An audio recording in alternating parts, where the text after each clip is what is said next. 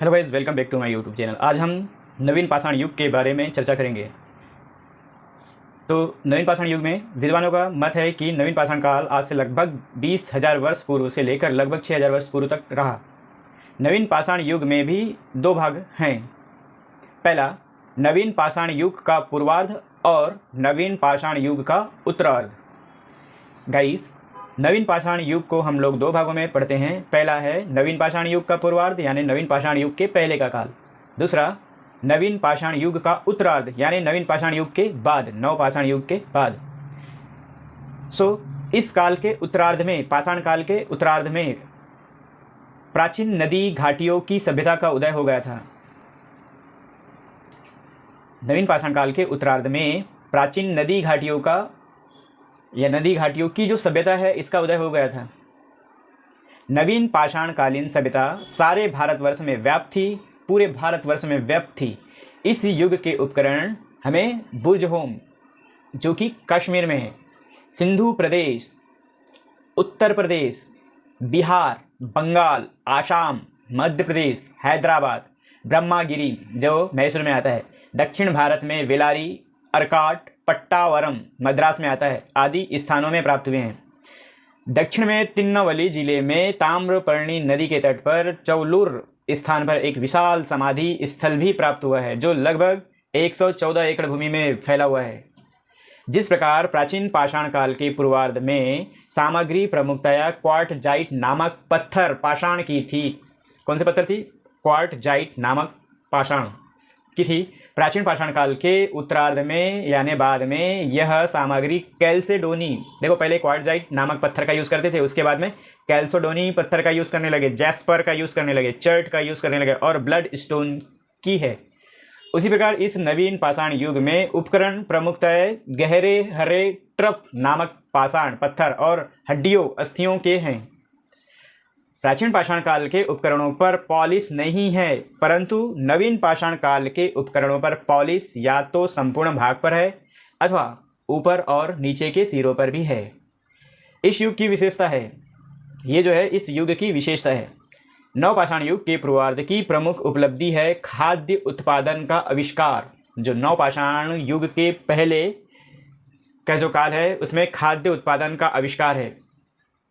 पशुओं के उपयोग की जानकारी और स्थिर ग्रामीण जीवन का विकास है। मानव इतिहास में इस उपलब्धि का विशेष महत्व है। मानव ने पहल कृषि करना सीखा। सबसे पहले कृषि करना सीखा। मानव ने सबसे पहले क्या करना सीखा? मानव ने सबसे पहले कृषि करना सीखा।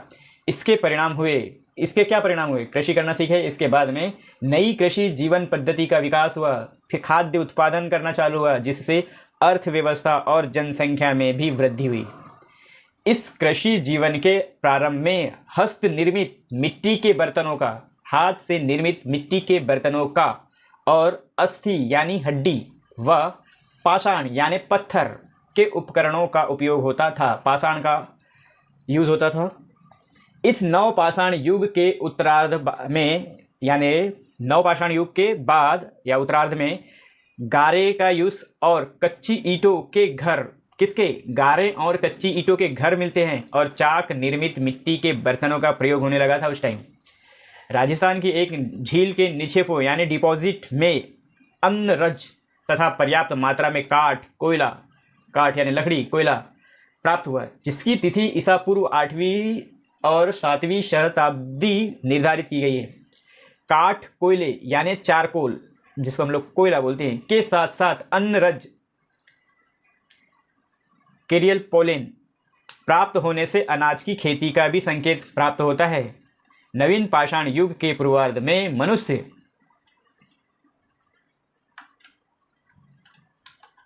धातु और उसके उपयोग से अनभिज्ञ था। धातुओं से ये लोग क्या थे? अनभिज्ञ थे।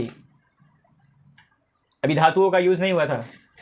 कश्मीर में बुर्जहोम में नवीन पाषाण युग के उत्तरार्ध के जीवन के अवशेष उत्खनन में प्राप्त होते हैं। कहाँ से? बुर्जहोम से।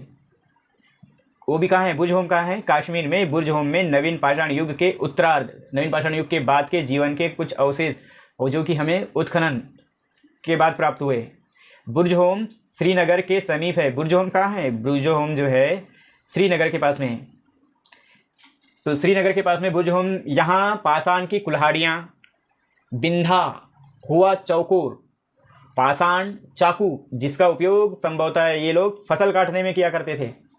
विभिन्न प्रकार के अस्थि उपकरण भी प्राप्त हुए जिनमें कांटे हैं, आरियाँ हैं, सुइयाँ, बर्छियाँ आदि है, और हाथ के बने और चाक निर्मित मिट्टी के बर्तन, कच्ची ईंटों के घर भी है, अनेक अंडाकार या वृत्ताकार गर्त गृह जिसमें उतरने के लिए क्या है, सीढ़ियाँ, और दीवारों में आले, प्रवेश द्वार के पास चूल्हे होता है, चार दीवारी के आसपास स्तंभ गर्त जिनके ऊपर छप्पर का संकेत मिलता है। मानव शवाधान कुत्ते, भेड़ियों और जंगली बकरे जैसे पशुओं के शवाधान मिले हैं। यहाँ संभवतः जौ और गेहूं की खेती होती थी। इंपॉर्टेंट पॉइंट है, यहाँ पे क्या होता था, जौ और गेहूं की खेती होती थी। विद्वानों ने बुरजहोम के इस नवीन पाषाण युग की अवधि ईसा पूर्व 3री शताब्दी माना है। नवीन पाषाण काल की जलवायु प्राचीन पाषाण काल की जलवायु की अपेक्षा मानव जीवन के लिए बहुत अधिक उपयुक्त थी। नवीन पाषाण काल की जलवायु जो है प्राचीन पाषाण काल की जलवायु की अपेक्षा मानव जीवन के लिए सबसे अधिक उपयुक्त थी। यह जलवायु जो है समशीतोष्ण थी। कैसी थी? समशीतोष्ण जलवायु थी। ना तो अधिक शीत और ना आर्द्रता और ना अधिक गर्मी। जो समशीतोष्ण जलवायु थी यह ना तो अधिक ठंडी थी और ना ही आर्द्रता और ना अधिक गर्मी थी। ऐसे सुखद जलवायु में खाद्य उत्पादन में और मनुष्यों की संख्या में अधिक वृद्धि हुई और उन्होंने अपने परिश्रम, मेहनत, अध्ययन, व्यवसाय और अनुभव से अनेक आर्थिक और वैज्ञानिक परिवर्तन किए। इससे उनकी सभ्यता और संस्कृति का विकास द्रुत गति से हुआ। अब उनके जीवन के विभिन्न अंगों पर हम लोग प्रकाश डालेंगे। पहला है निवास स्थान। नवीन पाषाण काल में निवास स्थान कैसा था? तो नवीन पाषाण काल, इस काल में मनुष्यों ने गृह निर्माण कला सीख ली थी। नवीन पाषाण काल में मनुष्यों ने गृह निर्माण, घर बनाने की कला सीख ली थी। और संभव है पहले पशुओं की खालों के तंबू रहे हों, पर कालांतर में उन्होंने लट्ठे की, घास की टहनियों, पत्ते, मिट्टी और पत्थर, पाषाण आदि की सहायता से घर बनाने प्रारंभ कर दिए। इन घरों की जो दीवारों और आंगन को मिट्टी से लीपा जाता था। जो दीवार है और आंगन को किससे लीपा जाता था? तो मिट्टी से लीपा जाता था। इन मिट्टी और पाषाण के घरों में, पत्थरों के घरों में समूहों में छोटे छोटे गांवों में रहते थे और गांवों के चारों ओर हिंसक वन्य पशुओं के आक्रमण से सुरक्षा के लिए बागड़ लगा देते थे। इस युग में मनुष्य निश्चित स्थान पर निवास करने लगे थे। उनके आखेट यानी शिकारी जीवन या भ्रमण जीवन का अब अंत हो भी गया था। अब ये ज़्यादा घूमते फिरते नहीं थे शिकार करने के लिए। ओके, तो हमने देखे इनका निवास स्थान कैसा था। अब दूसरा पॉइंट है अस्त्र शस्त्र और इनके अन्य उपकरण, औजार, हथियार क्या क्या थे। तो इस काल में चिकने पत्थरों, हड्डियों, सींगों और काष्ठ के असंख्यक बहुत सारे उपकरण और अस्त्र शस्त्र बनाए जाने लगे थे। ये जो है पहले की अपेक्षा अधिक सुगढ़, सुडौल, तेज, नुकीले, चमकीले, सुंदर, आकर्षक, सुव्यवस्थित, बहुसंख्यक और बहुरूप अनेक रूपों के थे। इन उपकरणों को अधिक चिकना और चमकदार बनाया जाता था। कुछ हथियारों में तो लकड़ी, हड्डी और या सींग के दस्ते यानी मुठ में भी बनाई जाने लगी थी हाथ पकड़ने के लिए। धनुष, बाण, बर्छी, कुल्हाड़ी और भाले का अधिक उपयोग होने लगा था इस युग में। इसके अतिरिक्त हशियां और पहिया भी बनाया जाने लगा था। इस काल के उपकरण अस्त्र शस्त्र समयोपयोगी अथवा आखेटोपयोगी, समय के उपयोगी और आखेट के उपयोगी नहीं थे, अपितु जीवन के अनेक कार्य उनसे संपन्न होते थे। तो हमने पहला पॉइंट पढ़ा निवास स्थान, दूसरा पॉइंट पढ़ा अस्त्र शस्त्र या अन्य उपकरण। अब इनका भोजन कैसा था? खाद्य सामग्री। तो ये लोग कच्चे मांस का उपयोग अब छोड़ दिया गया था। यहाँ पे कच्चे मांस का उपयोग छोड़ दिया था। अब कृषि से उत्पन्न अनाजों और पके हुए मांस और कंदमूल, फलों आदि का भोजन में उपयोग करने लगे थे। पशुपालन से दूध और दही भी उपयोग में आने लगे थे। यहाँ पे संभव है विभिन्न प्रकार के पेड़ों पौधों से निकले हुए रस को वे पीने लगे थे। तो हमने देखा इनका भोजन सामग्री कैसा था। अब इनके व्यवसाय और उद्योग धंधा देखेंगे नवीन पाषाण युग के में। तो जंगली पशुओं का आखेट करने, व्यवसाय में क्या था, उद्योग धंधे क्या थे इनके। तो गाइस जंगली पशुओं का आखेट करने, शिकार करने, मछली मारने, कंदमूल फल एकत्र करने के साथ साथ अब मनुष्यों ने कृषि कर्म, कृषि का कार्य और पशुपालन व्यवसाय अपना लिए। उन्होंने कृषि कार्य का ज्ञान प्राप्त कर लिया था इस युग में। ये बीज बोते थे और फसल भी काटते थे, और संभव है कि उस काल की जो उत्पादित सामग्री में गेहूं, जौ, बाजरा, मक्का, शाक सब्जी, फल और कपास रहे हों। उन्होंने गाय, बैल, भेड़, बकरी, कुत्ता, घोड़ा आदि पशुओं का पालन भी कर दिया था और उनके दूध का वे उपयोग करते थे। नवीन पाषाण युग के उत्तरार्ध में वस्त्र निर्माण कला का प्रारंभ हुआ। वस्त्र निर्माण कला इंपॉर्टेंट है, वस्त्र निर्माण कला का प्रारंभ हुआ। सूती और ऊनी वस्त्र बनाए जाने लगे। नवीन पाषाण काल के उत्तरार्ध में सूती और ऊनी वस्त्र बनाए जाने लगे और ऊनी वस्त्रों को अधिक पवित्र और श्रेष्ठ माने जाने लगा। और पेड़ पौधों के द्रवों और धातु रसों की सहायता से वे अपने वस्त्र रंगने लगे। कताई, बुनाई और रंगाई से कलात्मक कार्य होने लगे। कृषि कर्म और पशुपालन से जब खाद्य सामग्री में वृद्धि हुई तो उसे संरक्षित और संग्रहित करने के लिए उन्होंने क्या बनाया, मिट्टी के भांडे और बर्तन बनाए जाने लगे। तो अभी हम देखेंगे सिंधु घाटी सभ्यता में अन्नागार। तो अन्नागार की व्यवस्था कैसे हुई तो पता चल गया। पाषाण काल के उत्तरार्ध में ये सब होने लगा। तो उन्होंने क्या किया, खाद्य सामग्री में जब मतलब कृषि कर्म और पशुपालन से जब खाद्य सामग्री में वृद्धि हुई तो उन्होंने उसको सुरक्षित रखने के लिए, संग्रहित करने के लिए क्या बनाने लगे, मिट्टी के भांडे और बर्तन बनाए जाने लगा था। पहले ये जो भांडे और पात्र हाथ से निर्मित होते थे, पर जो समय बदलते गया कालांतर में संभव है वे कुम्हार के चाक का आविष्कार हुए, पहिए का आविष्कार हुआ चाक, और उस पर ये बर्तन बनाए जाने लगे। पहिए का ज्ञान प्राप्त कर लेने पर वे बैलगाड़ी का उपयोग करने लगे। जब पहिए का ज्ञान हो गया तो बैलगाड़ी का भी उपयोग करने लगे लोग। पहिए का आविष्कार और उनके ज्ञान का दैनिक जीवन में उपयोग इस नवीन पाषाण काल की क्रांतिकारी घटना है। पहिए का आविष्कार कब हुआ, नवीन पाषाण काल में हुआ, याद रखिएगा। और सामान ढोने और सवारी के लिए वे पशुओं का, और फिर बाद में कालांतर में क्या हुआ, बैलगाड़ियों का भी उपयोग करने लगे थे ये लोग। नदियों के तटों पर रहने वाले मनुष्य नावों का भी, किसका, जो नदियों के तटों पर रहते थे मनुष्य, वे लोग नाव का उपयोग करते थे।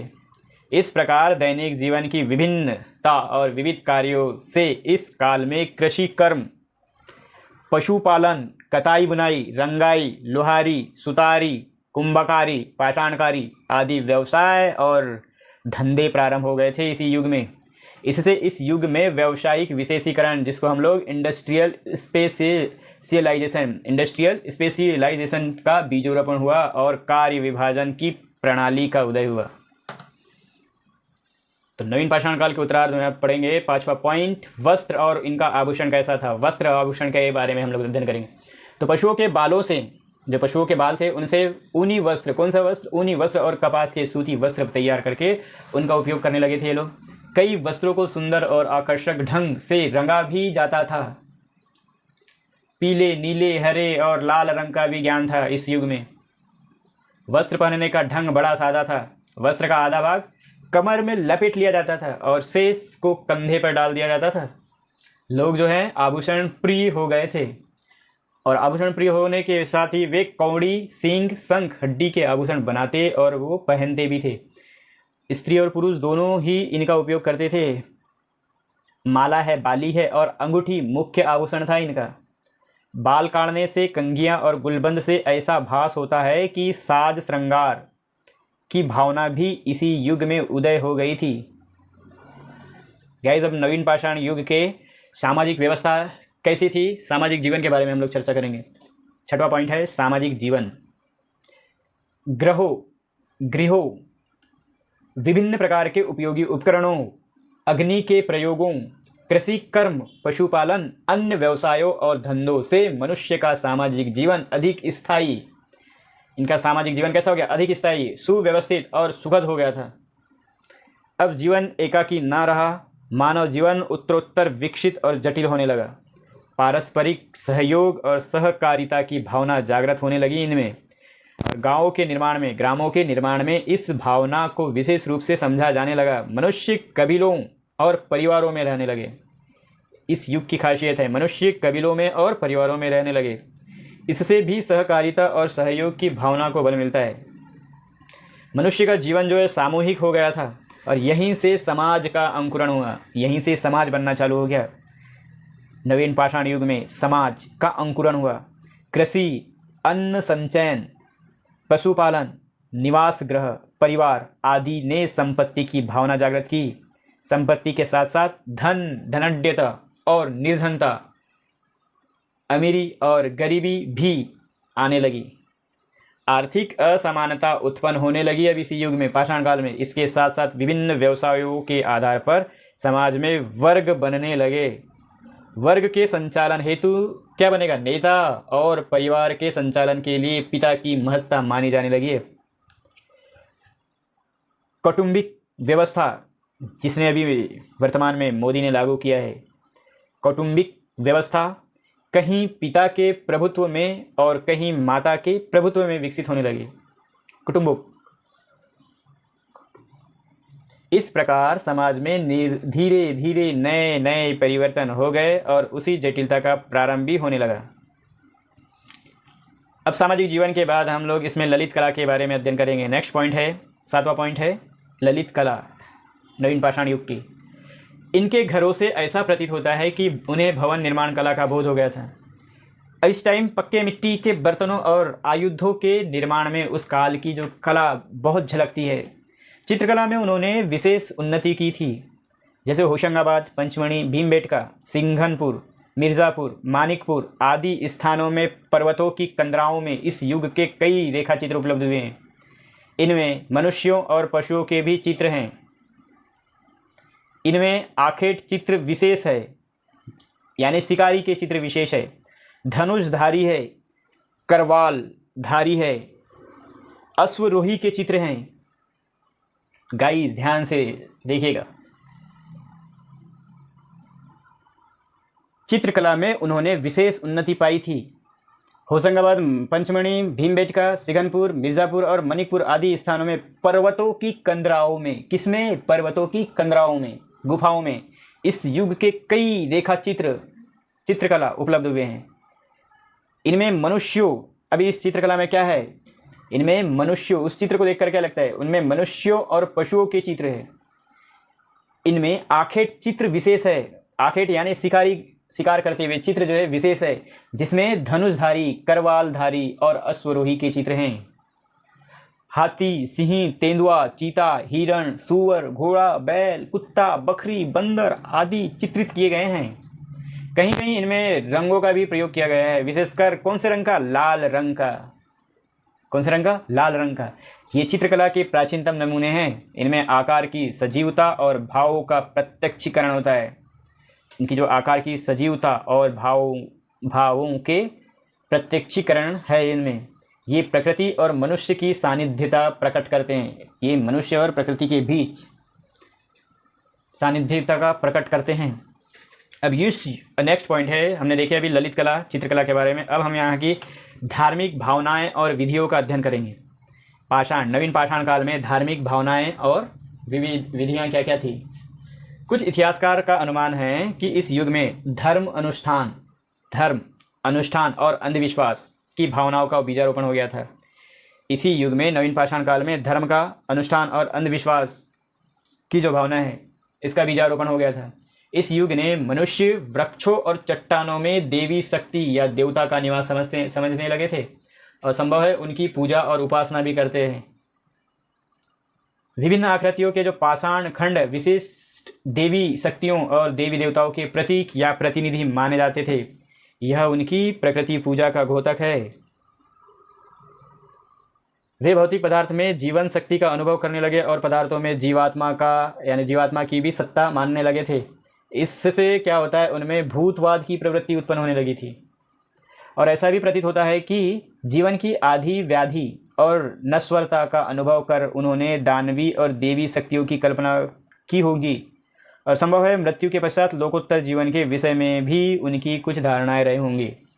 उत्खनन में प्राप्त मृत शरीर मरे हुए शरीरों की अस्थियां रखने के लिए अस्थि पात्रों, सौ भस्म के पात्रों और समों के साथ रखे हथियार, औजार और अन्य सामग्रियों समों पर निर्मित समाधियों से ऐसा प्रकट होता है कि इस युग के मनुष्य जीवन, श्रृंगार और पुनर्जन्म में विश्वास करते थे।